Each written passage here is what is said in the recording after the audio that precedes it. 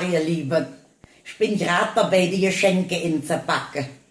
Ich habe dieses Jahr meinen Herbert gefragt, was ich ihm dann Schönes für Weihnachten kaufen kann. Das hätte ja angeredet. Ich habe einen Wunsch, aber das ist nicht billig. Ich hätte ihn entweder eine iPod oder ein Apple Watch. Ich sag, gut, iPod kenn ich. Aber Herbert, was ist Apple Watch? Das hat er angeredet, du kennst doch Apple. Sag ich, ja. Sagt er, ja, und Watch, das ist Englisch und das heißt Armbanduhr.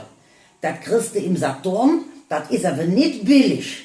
Aber wenn angeredet, dann hätte ich ihn eine in schwarz.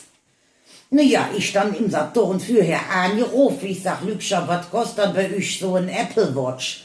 Ja, sagt der Mann, 400 € müssen sie rechnen, ne? Ja, ne, das wollen wir dann doch zu teuer. Aber ich wollte dem Herbert ja trotzdem einen Freund machen, ne?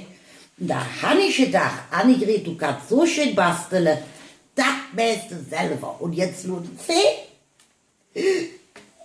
hausgemachte Apple Watch in schwarz, wie der Herbert es sich gewünscht hat, ne? Ist doch wunderbar, so. Und weil das jetzt ja nicht so teuer war, habe ich mir gedacht, dieses Jahr kriegt der Herbert dann der iPod noch dabei, ne? Nur so. Und jetzt packe ich ihm das alles schön in und ich bin sicher, der wird Ohren machen, da rechnet er doch ja nicht mit, ne? Ja, ich freue mich jetzt auf die Bescherung. Tschüss!